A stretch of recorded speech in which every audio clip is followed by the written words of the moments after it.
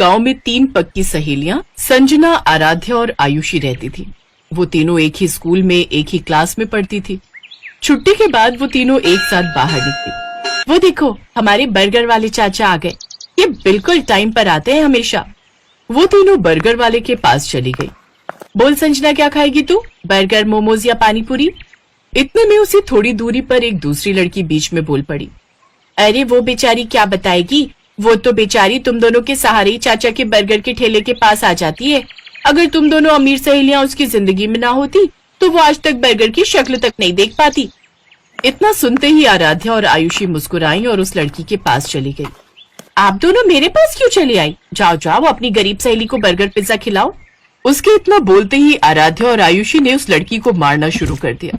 उन दोनों लड़कियों को रोकते रहे, लेकिन वो लड़कियां नहीं रुकी और उसे मारती रही। तूने ही कहा था ना कि हम दोनों बहुत अमीर हैं।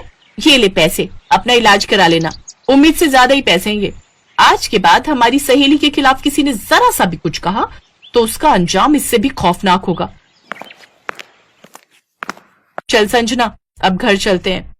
वो तीनों सहेलियां वहां से चली गई। तभी चाचा ने उस लड़की से कहा, बिटिया, मुझे लगता है कि आज के बाद आप किसी भी गरीब का मजाक नहीं उड़ाओगी। तो इस तरह से उन तीनों की दोस्ती के चर्चे पूरे स्कूल में थे। संजना गरीब जरूर थी, लेकिन आयुषी और आराध्या उसे इस बात का कभी भी मलाल नहीं होने देती थी। रास्ते में, मैं कितनी खुशनसीब हूँ कि मुझे तुम दोनों जैसी सहेलियां मिली। तुम दोनों इतनी ज्यादा अमीर हो, तुम दोनों के पिताजी की खुद की कंपनियां चलती हैं, फिर भी तुम दोनों मुझसे कितना प्यार करती हो। तुम दोनों को तो किसी बड़े अमीरों वाले स्कूल में पढ़ना चाहिए। अगर आगे से खुद को गरीब कहा तो मैं तेरा भी वही हाल करूंगी जो उस लड़की का किया था। तो इस तरह से उन तीनों की दोस्ती चलती रही। दिन बीतते गए और एक दिन संजना के गांव में बहुत भयंकर बाढ़ आ गई। 2-3 दिन संजना स्कूल नहीं आई। एक रोज छुट्टी के समय, आयुषी 3 दिन हो गए संजना स्कूल नहीं आई। चल उसके गांव चलते हैं, कहीं बारिश की वजह से बुखार तो नहीं आ गया। वो दोनों पैदल संजना के गांव की तरफ निकल पड़ी। जैसे ही दोनों संजना के गांव के पास पहुंची, वैसे ही कुछ पुलिस वालों ने दोनों को रोक लिया। कहाँ जा रही हो तुम दोनों? इस गांव में मेरी सहेली रहती है। अब इस गांव में कोई नहीं रहता। 2 दिन पहले इस गांव में भयंकर बाढ़ आई थी, जिससे सारे घर बह गए। बहुत सारे लोगों की तो जानें तक चली गई। जो बच गए वो किसी तरह अपनी जान बचाकर भाग गए।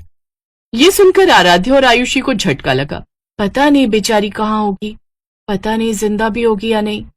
ऐसा मत बोल आयुषी, हम जल्द ही उसे ढूंढ निकालेंगे। उन दोनों ने संजना को ढूंढने की खूब कोशिश की, पर वो नहीं मिली।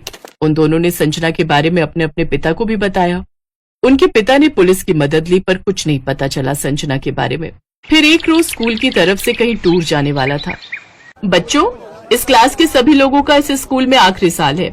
इसके बाद आप सभी कॉलेज में चले जाओगे, तो इस साल को यादगार बनाने के लिए हम सभी टूर पर जाएंगे, वो भी उत्तराखंड की वादियों में। सभी बच्चे खुश हुए, लेकिन आराध्या का मन नहीं था जाने का।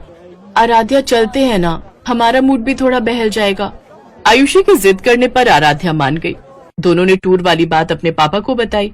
तुम लोग इतनी दूर टूर पर जाओ, मैं तुम्हें नहीं रोकूंगा, पर तुम दोनों स्कूल बस में नहीं बल्कि अपनी कार से जाओगी। पंकज हर वक्त तुम दोनों के साथ रहेगा। आयुषी, मैंने आपके डैड से भी बात कर ली है, तुम दोनों मेरी ही कार से जाओगी। ओके? Okay uncle. अगले दिन वो लोग उत्तराखंड पहुंच गए। आयुषी, उस लड़की को देख, वो जो बकरी चरा रही है, ये तो अपनी संजना जैसी लग रही है। वो दोनों उसी लड़की के पास पहुंच गई। वो कोई और नहीं, संजना ही थी। संजना ने उन दोनों को देखा, तीनों का गला भर आया। तीनों बहुत कुछ बोलना चाह रही थी, पर आवाज ही नहीं निकल रही थी। पता है, हमने तुझे कहाँ कहाँ नहीं ढूंढा, अचानक से गायब हो गई तू। सब कुछ बताऊंगी, आओ यही पास में मेरा घर है, चलोगी नहीं? क्यों नहीं चलेंगे? हाँ चल चले। तीनों कार में बैठकर संजना के घर पहुंच गए। उसका घर कुछ खास अच्छा नहीं था। संजना के माता पिता ने खिड़की से ही उस कार को बाहर देख लिया और वो डर गए। ये इतनी बड़ी कार तो हमारे घर की तरफ आ रही है, कहीं ये लोग बैंक की तरफ से तो नहीं आए हैं? इनका आना तो बनता ही है। अगर हम टाइम पर लोन जमा कर देते तो ये लोग नहीं आते। अब ये लोग हमारे घर का सारा सामान उठाकर ले जाएंगे। संजना के पिता ये सब कुछ सोच ही रहे थे कि तभी आयुषी और आराध्या उनके घर आ गई। संजना भी साथ में थी। ये सब देखकर वो दोनों हैरान हो गए। आराध्या, आयुषी बेटा, आप दोनों यहाँ इतनी दूर?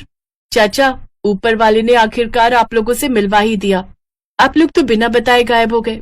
पता है, पापा भी आप लोगों को खूब ढूंढते रहे, पर आप लोग मिले ही नहीं। क्या बताऊं बिटिया, उस भयंकर बाढ़ ने तो हमारे पूरे गांव को ही उजाड़ कर रख दिया। बहुत लोग मारे गए। किसी तरह अपनी जान बचाकर हम लोग भागे। महीनों लग गए रुकने का सहारा ढूंढते ढूंढते। फिर यहां उत्तराखंड में एक दोस्त ने मेरी एक पेट्रोल पंप पर नौकरी लगवा दी। फिर लोन लेकर हमने ये छोटी सी झोपड़ी बना ली है।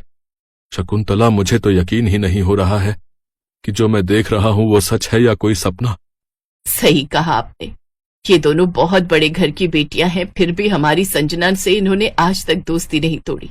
अगर पूरा देश ऐसा ही हो जाए तो ये देश फिर से महान बन जाएगा। अम्मा, तुम तो जानती हो कि ये दोनों मेरी बचपन की सहेलियां हैं। हम तीनों को पूरा स्कूल जानता था। एक बार तो मुझे किसी ने गरीब कह दिया तो इन दोनों ने उसकी खोपड़ी फोड़ दी। तुम तीनों की दोस्ती देखकर तो मुझे अपना पुराना भारत याद आ गया। अच्छा, तुम तीनों गप्पे मारो, मैं सबके लिए चाय बनाकर लाती हूँ। अरे नहीं अम्मा, आप तो मुझे पाप चढ़ा देंगी। मैं भी चाय बनाकर लाती हूँ, तुम दोनों यहीं बैठो। अम्मा जी, आप दोनों बैठो, आज हम तीनों मिलकर चाय बनाएंगे, फिर आप बताना कि चाय कैसी है। हाँ माँ जी, हम तीनों बेटियों के होते हुए भला आप क्यों चाय बनाएंगी। तो इस तरह संजना, आयुषी और आराध्या किचन में चाय बनाने चली गई। धीरे धीरे शाम हो गई। तो ठीक है संजना, हम दोनों ने अब तुम्हारा घर तो देख ही लिया है, अब हम दोनों आते रहेंगे। मेरा मन तो बहुत कर रहा है कि तुम दोनों आज रात यहीं रुक जाओ, पर चाहकर भी मैं तुम दोनों को अपने घर में नहीं रोक सकती। ना ही मेरे घर में बेड है और ना ही अच्छा बिस्तर, जमीन पर गद्दा बिछाकर सोना होगा। तभी उसकी माँ ने कहा, अरे बेटा, रात होने वाली है, इतनी रात में कहाँ जाओगी। क्यों संजना, मैंने सही कहा ना। अब संजना को मजबूरी में हाँ कहना पड़ा। तभी उन दोनों ने अपने अपने पिता को फोन कर दिया। पापा, यहाँ हमें संजना मिल गई, लेकिन वो लोग जिद कर रहे हैं कि आज रात रुक जाओ, तो क्या मैं रुक सकती हूँ। ठीक है, रुक जाओ। मैं तुम्हारे प्रिंसिपल और पंकज से बात कर लेता हूँ। कल मैं भी आ रहा हूँ संजना बिटिया से मिलने। अगले दिन आराध्या के पिता भी आ गए। अरे, आप दूसरे के पेट्रोल पंप पर काम करना बंद कर दीजिए।